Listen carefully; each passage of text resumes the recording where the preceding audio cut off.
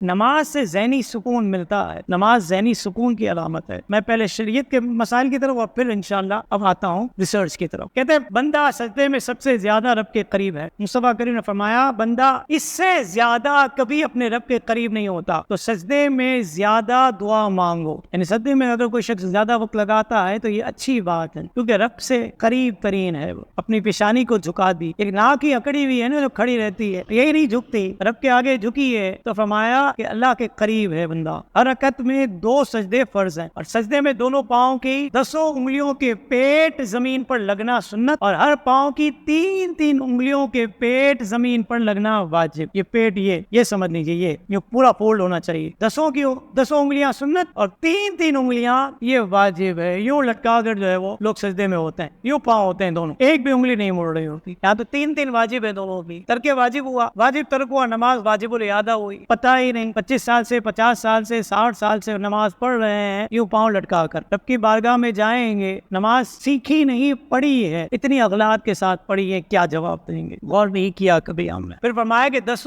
انگلیوں کا قبلہ ہونا یہ بھی سنت ہے۔ ہم نے کہا سنتوں کی بات تو ہم بعد میں کریں، یہاں تو فرض اور واجب پر ہی قوم اس طور پر سلپ ہو جاتی ہے کہ ان کی نماز کو سنبھالنا مشکل ہو گیا۔ پڑھ رہے ہیں، جن کی عادت ہے پڑھنے کی ان کی بات کر رہا ہوں، جن کی عادت پڑھنے کی ہے نہیں ان کی تو بات ہی نہیں ہے۔ جو پڑھتے ہیں ان کی نمازوں کا حال یہ ہے، تو جو نہیں پڑھتے ان کا تو بیچاروں کا کیا حال ہوگا؟ جو سال میں 2 نمازیں پڑھتے ہیں یا فقط جمعہ پڑھتے ہیں، 2 فرض کے لیے آئیں گے بھاگے جیسے ہی امام نے سلام پھیرا، نمازی کے آگے سے گزرنا پڑے، پہلی صف میں بیٹھے ہوں آخری صف میں بیٹھے ہوں، پھلانگ کے سیدھے باہر، یہ جا وہ جا، یہ پریکٹس بنی ہوئی ہے بعض نمازیوں کی۔ یہ آپ بھی دیکھتے ہوں گے، ہم بھی مشاہدہ کر رہے ہیں۔ تو مجھے بتائیے کہ رب کی بارگاہ میں منہ کیا دکھائیں گے؟ اب مجھے کہا نوید بھائی نے کہ نماز سے سکون میں ملتا ہے یا نہیں ملتا؟ میں اگرچہ یہ بات بیان کر چکا ہوں، پہلے بھی ایک ہمارا لیکچر ہوا تھا سوچ کا اثر، اس میں یہ ریسرچ بیان کر چکا ہوں۔ کہتے کھوپڑی کے اندر دماغ کا اصل وزن 1400 سے 1700 گرام ہے۔ دماغ کا وزن جو ہے وہ کتنا ہے؟ 1400 سے 1700، 1.3 1.5 kg۔ ہم اپنے سر میں اتنا بڑا وزنی دماغ لیے پھر رہے ہیں، لیکن ہمیں سر میں بوجھ نظر نہیں آتا، محسوس نہیں ہوتا۔ کیوں؟ کیونکہ یہ دماغ جو ہے اسپائنل فلوئڈ میں تیر رہا۔ ایک فلوئڈ ہے ہمارے اسکیلیٹن میں جہاں دماغ رکھا ہوا ہے، ایک فلوئڈ ہے، اور اس فلوئڈ میں جو ہے یہ دماغ، اور یہ تیر رہا ہے۔ پانی کی اوپری سطح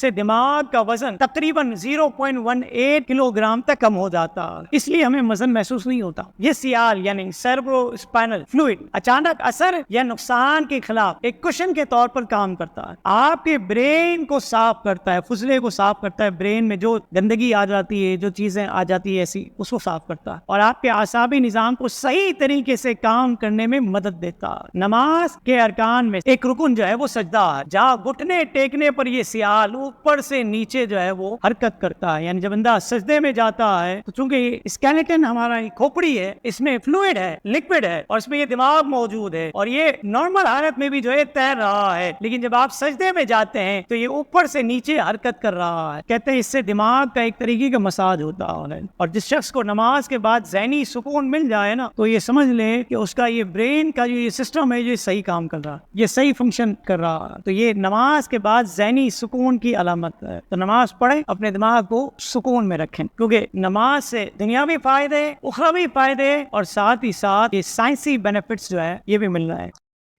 مزید اسلامک اور معلوماتی ویڈیوز دیکھنے کے لیے لائک، شیئر اینڈ سبسکرائب کے بٹن کو پریس کرنا ہرگز نہ بھولیں۔